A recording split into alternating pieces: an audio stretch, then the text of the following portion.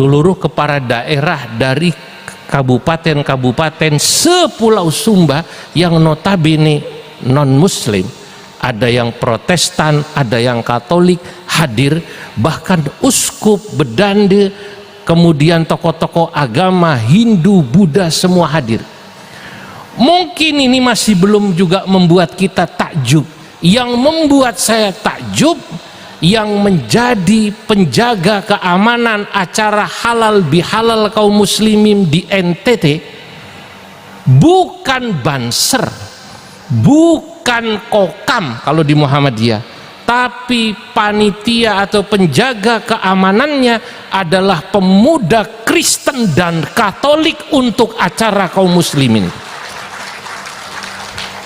Waktu saya tanya, kenapa kok ini yang jaga panitia acaranya bukan keamanannya, bukan Banser atau bukan Kokam, karena dari Muhammadiyah juga ada Kokam, tapi yang jaga pemuda Kristen Katolik? Jawabannya mereka sederhana, termasuk bupatinya mengatakan,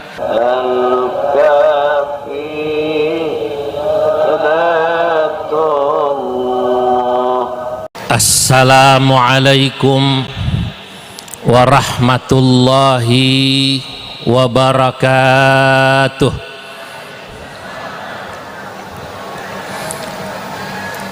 Alhamdulillahi rabbil alamin, wa sallallahu wa sallama ala sayyidina wa habibina wa syafi'ina wa maulana Muhammadin wa ala alihi wa ashabihil ghurril mayamin wa man tabi'ahum bi ihsan wa man sara ala nahjihim min ayyamin madiyah ila yaumiddin, amma ba'du.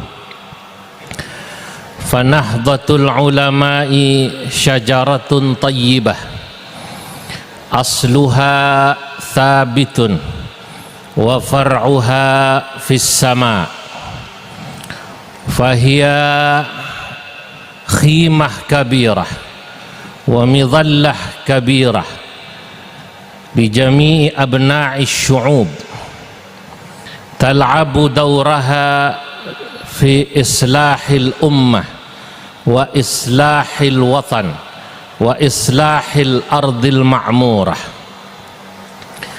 Hadratal muhtaramin PWNU Jawa Timur, Romo Kiai Haji Anwar Mansur beserta jajaran syuriah yang saya mohon maaf tidak bisa menyebut satu persatu jajaran syuriah Jawa Timur, pengasuh Pondok Pesantren Nurul Jadid Paiton, Al-Mukarram Romo Kiai Haji Zuhri Zaini beserta Kiai Haji Abdul Hamid, Ketua PWNU Jawa Timur beserta jajarannya, Al-Mukarram Romo Kiai Haji Abdul Hakim Mahfud.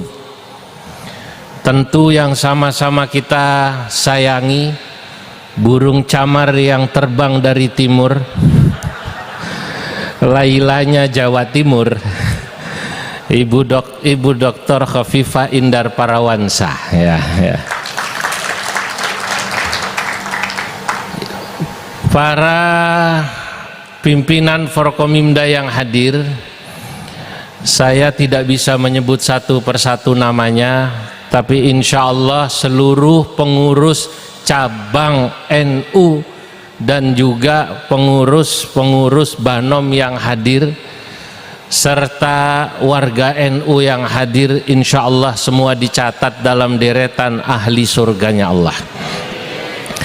Pada sore hari ini alhamdulillah saya dapat hadir mewakili, mohon maaf saya terlewat, ada tokoh-tokoh agama yang hadir di sini, Pak Pendeta, Pak Bedande gitu ya.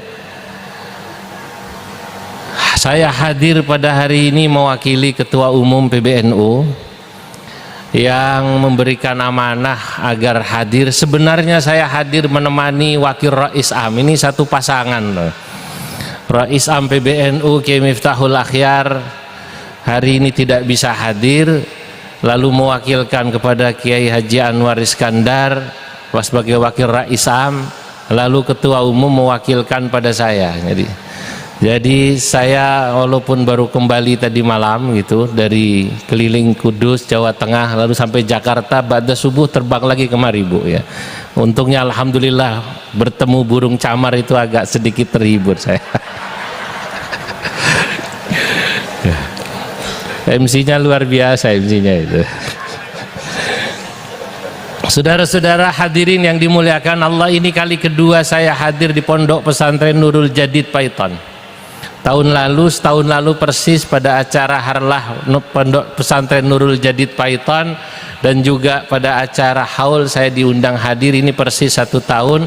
Tapi kali ini saya hadir di sini mewakili pengurus besar Nahdlatul Ulama dalam acara Harlah ke-102 NU sekaligus Harlah Pondok Pesantren Nurul Jadid Paiton dan Raker PWNU Jawa Timur. Dalam mukaddimah yang tadi saya sampaikan, saya ingin memberikan sebuah penjelasan yang sederhana, karena saya ini backgroundnya santri. Saya kalau membuat ya poin-poin itu dalam mukaddimah saja. Mukaddimah saya itu akan saya ingat-ingat untuk menjadi poin-poin saya berbicara. Alhamdulillah, pertama-tama ingin saya sampaikan kita bersyukur NU di usianya yang ke-102 ini laksana pohon. Syajaratun tayyibah, dia adalah pohon yang baik yang ditanam oleh muassisnya, para pendirinya 102 tahun yang lalu.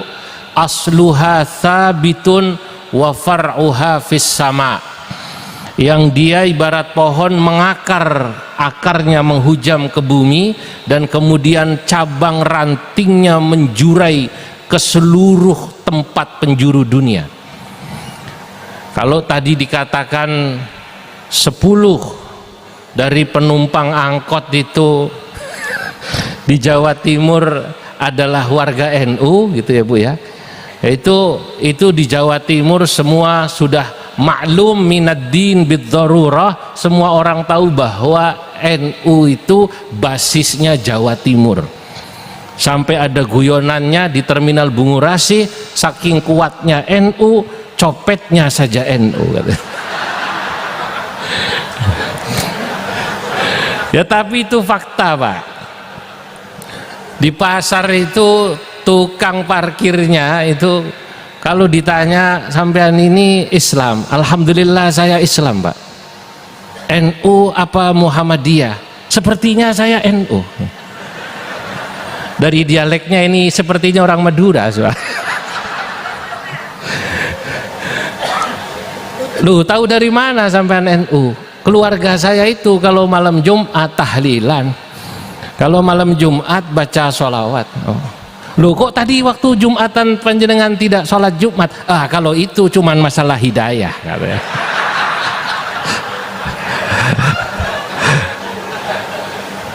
Jadi saking kuatnya NU itu luar biasa. Di Indonesia ini semua pun mengakui, teman-teman dari ormas lain, agama lain, NU itu ada di seluruh negeri ini. Wa far'uha fis sama, bahkan cabang rantingnya itu ada di luar negeri. PCI kalau tadi Bu Khofifah bicara duren kan begitu ya, maka saya bicara bagaimana saya juga keliling bangga melihat perkembangan PCI NU di seluruh dunia, karena saya berkesempatan keliling dunia untuk mewakili NU, menengok juga selain PW, PC dan ranting yang ada di Indonesia, saya juga keliling ke seluruh dunia. Alhamdulillah NU misalnya di Jepang, itu belum lama saya dari Jepang, sekarang sudah punya masjid cukup banyak di Jepang. Nah ini alhamdulillah. Di Korea demikian pula. Nah, fahiya khimah kabirah wa midhallah kabirah. Pertanyaannya kenapa NU bisa eksis 102 tahun ini? Karena NU bisa memposisikan diri seperti khimah kabirah wa midhallah kabirah, rumah besar, kemah besar, payung besar li jami'i syu'ub, untuk seluruh rakyat Indonesia, islamiyan kan au ghaira islamiyin, baik itu orang Islam maupun yang bukan Islam, itu mereka merasa nyaman dengan Nahdlatul Ulama. Inilah hebatnya NU. Kalau sesama muslim senang sama NU, kita bisa paham, kita diikat dengan ikatan ukhuwah Islamiyah. Yang luar biasa, saudara-saudara kita non muslim, contoh pada hari ini kita hadir acara raker, hadir di sini. Mohon bapak-bapak ini yang dari non muslim berdiri supaya yang di belakang bisa lihat, Pak. Ini. Nah, ini. Nah, ini luar biasa. Terima kasih, jangan lama-lama, kasihan, Pak. Ya. Kalau di sini mungkin ada yang mengatakan, nah itu mereka barangkali karena minoritas di sini takut sama NU yang di Jawa Timur mayoritas. Bukan. Saya mau cerita ini, Pak. Saya mau cerita, Bu, tapi tolong rahasia, jangan ngomong-ngomong. Saya mengisi acara halal bihalal, ada di Papua, ada di NTT, salah satunya di NTT. Nusa Tenggara Timur, yang ini saya kagum, di Pulau Sumba. Kebetulan Menteri Perhubungannya yang menghubungi saya, Ketua PWNU NTT. Hadirlah saya hadir pada acara halal bihalal NU di NTT bersama mayoritas muslim lain. Maksud saya bersama komunitas muslim lain, ada saudara-saudara kita Muhammadiyah. Yang menarik, Romo Kiai, kumpul sekitar 4.000 kaum muslimin khususnya di Pulau Sumba, yang mengagumkan seluruh kepala daerah dari kabupaten-kabupaten sepulau Sumba yang notabene non muslim, ada yang Protestan, ada yang Katolik hadir, bahkan uskup, bedande, kemudian tokoh-tokoh agama Hindu, Buddha semua hadir. Mungkin ini masih belum juga membuat kita takjub. Yang membuat saya takjub, yang menjadi penjaga keamanan acara halal bihalal kaum muslimin di NTT bukan Banser, bukan Kokam kalau di Muhammadiyah, tapi panitia atau penjaga keamanannya adalah pemuda Kristen dan Katolik untuk acara kaum muslimin. Waktu saya tanya, kenapa kok ini yang jaga panitia acaranya bukan keamanannya, bukan Banser atau bukan Kokam, karena dari Muhammadiyah juga ada Kokam, tapi yang jaga pemuda Kristen Katolik? Jawabannya mereka sederhana, termasuk bupatinya mengatakan, kami ini nyaman dengan NU, Pak. Kami ini nyaman dengan Nahdlatul Ulama. Ketika kami Kristen, Protestan atau Katolik, kami minoritas di Pulau Jawa, yang menjaga kami baik pada acara-acara keagamaan atau di luar itu, yang menjaga adalah Nahdlatul Ulama lewat Ansor dan pemuda-pemudanya, yaitu Bansernya. Maka sekarang saat kami di sini merasa hebat dan kami mayoritas, kamilah yang harus menjaga Nahdlatul Ulama yang minoritas di NTT. Buat saya ini bukti bahwa NU bisa menjadi khimah kabirah wa midallah kabirah li abna'i syu'ub, buat seluruh rakyat Indonesia. Karena apa? Karena seperti yang dikatakan oleh Kiai Haji Abdul Hakim Mahfudz tadi dalam sambutan beliau, NU sebagai mayoritas bisa bersikap moderat dan mengayomi yang minoritas. Selama ini terus dipegang oleh NU, insya Allah NU akan bisa menjadi patokan buat seluruh ormas keagamaan yang ada di Indonesia. Kenapa pula NU sampai saat ini, hadirin yang dimuliakan Allah, tetap eksis dan besar? Karena NU, saya ingin katakan, tetap istiqamah tal'abu dawraha fi islahil ummah wa islahil watan wa islahil ardil ma'murah.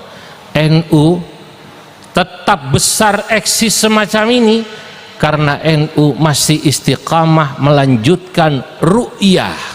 Ru'yah itu visi, dalam bahasa Arabnya ru'yah, visi yang digariskan oleh para muassis pendiri NU, yakni NU didirikan untuk apa? Li islahil ummah wa islahil watan wa islahil ardil ma'murah. NU akan terus datang membawa kemaslahatan buat umat, buat negeri, bahkan buat peradaban dunia. Inilah visi para muassis yang harus kita terus jaga, saudara-saudara. Hanya tentu setiap zaman lahu awaiquha, setiap zaman ada tantangan yang berbeda-beda. Pada masa Mbah Hashim Asy'ari, Mbah Wahab Hasbullah, Mbah Kiai Bishri Sansuri, tentu tantangannya berbeda dengan sekarang. Sekarang zaman sudah semakin maju. Mau tidak mau Nahdlatul Ulama sebagai sebuah organisasi harus mengikuti. PBNU misalnya lewat program digitalisasinya sekarang sudah memulai membangun bagaimana NU ini menjadi organisasi yang maju, mengikuti zaman. Pengurusnya dari mulai PBNU sampai ranting ya diminta untuk semuanya serba digital. Semua sekarang melihat HP-nya, Bu. Kalau di NU, di PB kami itu selalu melihat ini ada Digdaya. Digdaya. Ini nanti ada disposisi dari ketua umum kemana kita lihat di Digdaya gitu. Kadang-kadang yang repot ini kalau kemudian kita di penerbangan atau baterainya mati atau kemudian tidak punya apa namanya kuota atau pulsa, itu yang repot, itu yang repot ya.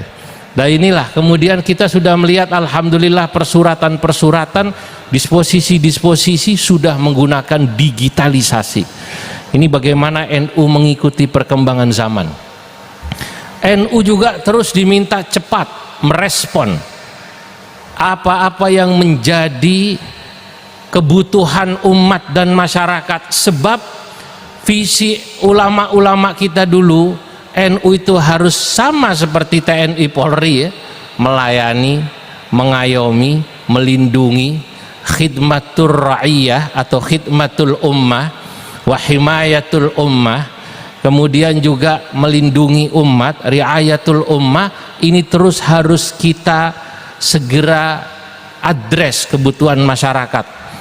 Saudara-saudara, kalau kita melihat indeks kepuasan masyarakat terhadap organisasi kita, itu sesungguhnya berbanding lurus dengan seperti apa NU baik di tingkat pusat, PBNU, wilayah maupun cabang mengadres kebutuhan masyarakat. Kalau masyarakat melihat misalnya NU lambat atau performnya tidak bagus, otomatis kemudian support masyarakat itu kurang terhadap Nahdlatul Ulama di sebuah daerah. Saya memberikan ilustrasi sederhana. Misalnya ini, cuman misal. Kok Polri, ini ada hadir saudara-saudara kita dari Polri.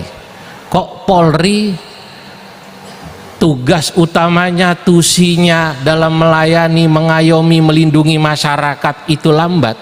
Itu otomatis akan membuat indeks kepuasan masyarakat terhadap institusi Polri menurun. Atau kok apalagi misalnya TNI Polri, dalam sebuah kasus terlihat ada kasus TNI Polri bentrokan, ada pernah terjadi dalam beberapa waktu lalu, walaupun insya Allah alhamdulillah cepat terselesaikan. Rakyat melihat TNI Polri kemudian tidak rukun, itu kemudian indeks kepuasan masyarakat terhadap TNI Polri pun akan turun. Maksud saya dalam hal yang sama demikian, Nahdlatul Ulama, PBNU, dari atas PB sampai PW termasuk PC-nya harus terlihat dan betul-betul kompak sebagaimana yang disampaikan oleh Gus Kikin. Sebab begitu warga NU melihat kok pengurus NU isinya ribut satu sama lain, tidak pernah rukun, tidak pernah menjalankan agenda, maka indeks kepuasan warga NU terhadap NU akan menurun dengan sendirinya.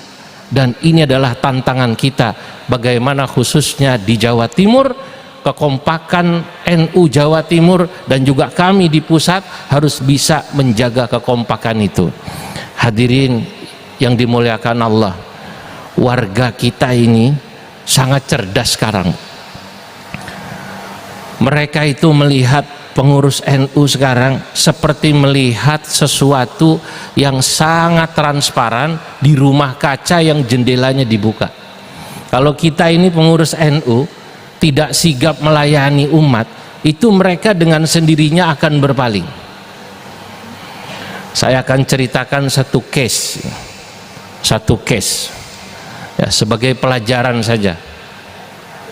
Ada warga NU mau wakaf sebuah tanah dan juga untuk dibangun rumah sakit kepada pengurus cabang NU di sebuah cabang. Ini tidak perlu saya ceritakan, rahasia ini Pak, tidak enak kalau mau cerita, karena kemudian yang menerima berpindah kepada organisasi Islam lain, saudara tuanya NU. Nah, ini contohin. Kenapa ini bisa terjadi? Saudara-saudara, ahlan wa sahlan ya, Romo Kiai Haji Ali Masyhuri.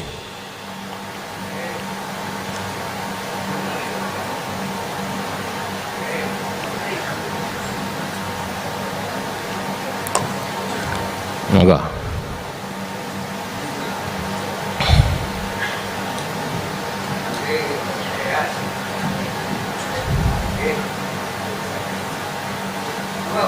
Nggih, ya.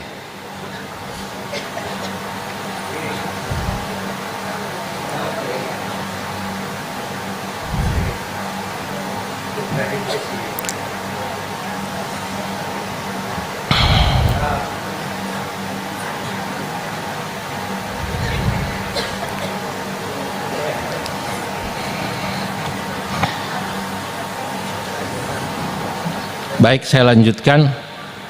Jadi ini ada satu contoh di mana